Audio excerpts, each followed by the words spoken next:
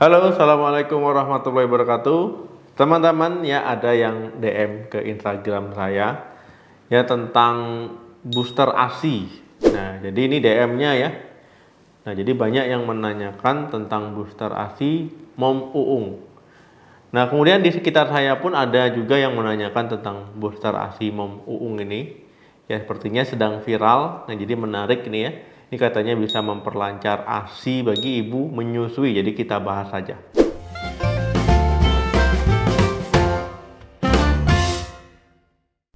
Nah, teman-teman ya, Mom Uung ya seperti ini produknya.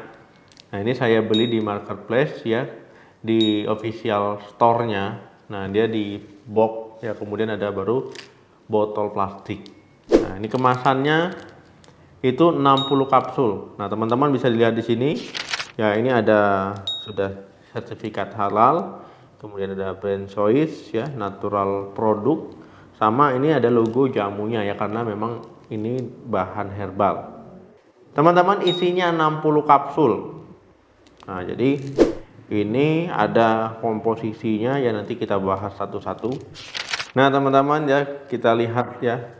Nah, ini isinya 60 kapsul ya, warna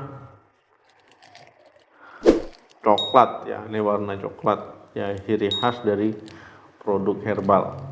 Nah, teman-teman ya, di bagian atasnya itu ada pelindungnya. Nah, kemudian ya, ini sudah terdaftar di BPOM. Jadi saya cek, itu ada POM TR-nya. Ya, ini kodenya, ini kita masukkan. Nah, di sini dia keluar ya dari Mom Uung. Kegunaannya di sini membantu melancarkan air susu ibu ataupun ASI. Aturan pakainya kalau di produk itu 2 kali 2 kapsul ya sehari. Kemudian saya ada cari-cari info juga, katanya ini bisa digunakan untuk ibu hamil di usia 16 minggu ya, 2 kali 1 kapsul. Kemudian ya, untuk bayi yang sudah mendapatkan MPASI katanya juga bisa diberikan ya sebagai makanan pendamping ASI itu setengah kapsul ya, dicampurkan di makanan babynya. Nah, kemudian ini ada kandungannya, komposisinya itu daun kelor ya 200 mg. Kemudian ikan gabus 200 mg, daun katuk 100 mg. Nah, ini di tiap kapsulnya. Nah, jadi kita bahas satu-satu ya dari komposisinya. Yang pertama, daun kelor. Teman-teman ya, daun kelor ya ini sudah lama dikenal masyarakat kita ya, masyarakat Indonesia, memang untuk memperlancar ASI. Itu karena kandungan nutrisi yang terdapat di daun kelor. Daun kelor ini memiliki vitamin dan juga mineral ya, mulai dari vitamin B6, vitamin A, vitamin C, zat besi, magnesium, asam amino, dan juga antioksidan yang dibutuhkan oleh ibu menyusui. Jadi memang bisa memperlancar ASI ataupun air susu ibu. Ini karena kandungan senyawa dari fitosterol ya, jadi dia bisa merangsang dan juga memperlancar produksi ASI. Ya, kemudian juga bisa meningkatkan daya tahan tubuh ya, karena kandungan-kandungan dari vitamin dan mineralnya juga. Kemudian bisa membantu memperbaiki jaringan yang rusak ya, jadi bisa membantu proses pemulihan ibu ya, apalagi misalkan saat persalinan itu ada robekan jalan lahir ya, ataupun memang untuk pemulihan. Yang terakhir, bisa membantu mencegah anemia. Nah, karena kandungan zat besi yang di dalam daun kelor itu bagus ya untuk produksi sel darah merah. Kemudian ada juga vitamin C di situ untuk membantu penyerapan zat besi supaya maksimal. Jadi supaya ibu hamil tidak mengalami anemia. Kemudian kandungan yang kedua, daun katuk. Teman-teman ya, konsumsi daun katuk ini memang sudah dikenal masyarakat kita, bahkan sudah turun-temurun ya dari zaman dulu sampai sekarang. Ada ibu yang habis melahirkan ya disarankan untuk konsumsi daun katuk.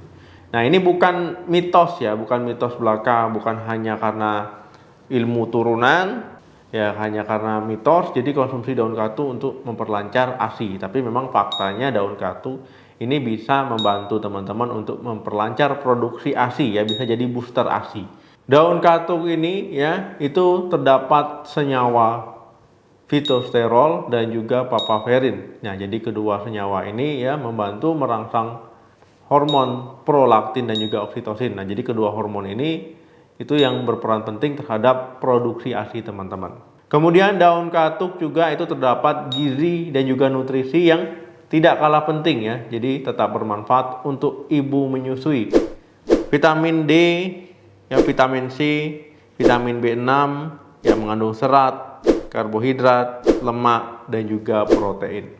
Nah, jadi teman-teman ya, dengan nutrisi yang terkandung di daun katuk ini itu bisa membantu ya mencukupi kebutuhan ibu menyusui. Nah, jadi teman-teman ya, setelah mendengar penjelasan saya tadi, ya memang daun katuk ini bukan hanya mitos belaka ya kalau bisa memperlancar ASI, tapi memang bisa ya karena kandungan nutrisi dan juga gizi yang terkandung. Yang ketiga, ikan gabus. Ikan gabus ini ya, ini banyak kita temui di sekitar kita, termasuk ikan air tawar ya, jadi bukan ikan air laut. Nah, ini mengandung protein. Nah, jadi protein itu penting ya untuk ibu menyusui. Jadi dia membantu produksi ASI. Kandungan protein ikan gabus ini lebih tinggi dibandingkan dengan ikan-ikan air tawar jenis lainnya. Nah, itulah kenapa ikan gabus jadi pilihan. Kemudian ya, ikan gabus ini yaitu ada protein albumin. Jadi dia bisa membantu mempercepat proses pemulihan ibu yang habis melahirkan. Ya, misalkan baik yang habis operasi misalkan ya, ataupun misalkan luka ataupun robekan jalan lahir. Nah, karena protein albuminnya ini bisa mempercepat penyembuhan luka. Jadi ketiga bahan tadi ya itu memang bisa memperlancar ASI ya, ataupun bisa sebagai booster ASI. Nah, kalau teman-teman nanyanya kalau habis konsumsi berarti ASINya langsung lancar, ya itu tidak seperti itu.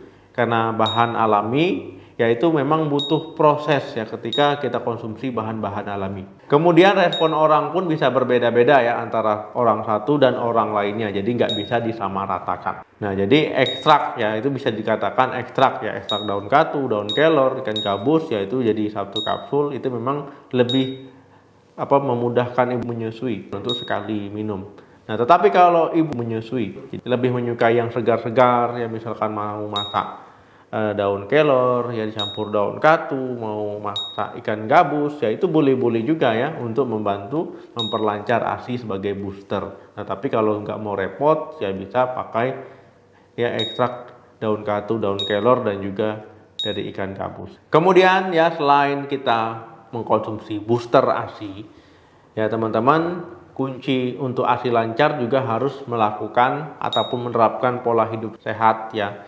menghindari stres ya, kemudian tetap mengkonsumsi makanan yang bergizi, cukup istirahat. Nah, ini yang terpenting ya.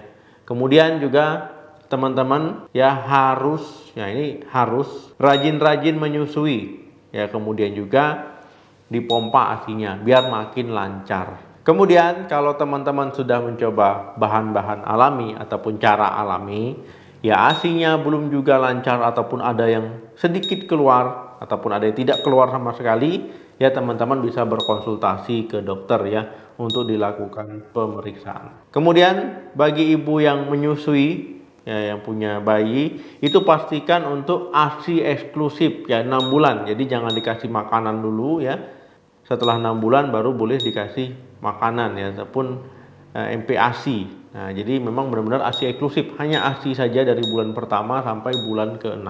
Kalau teman-teman menanyakan ya bahan-bahan alami tadi boleh nggak dikonsumsi saat masih hamil, itu boleh-boleh saja ya, karena itu kandungan nutrisi gizinya itu tetap diperlukan oleh tubuh ibu ya, supaya hamilnya bagus, perkembangan bayi di dalam kandungan juga bagus, dan juga itu memenuhi kebutuhan gizi nutrisi ibu hamil.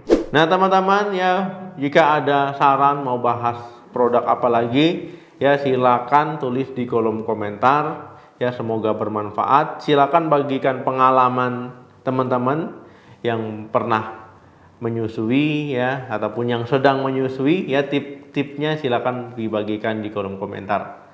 Terima kasih yang sudah menonton video ini sampai habis. Jangan lupa like, share, dan komen. Sampai ketemu lagi di video saya selanjutnya. Salam sehat, sampai jumpa.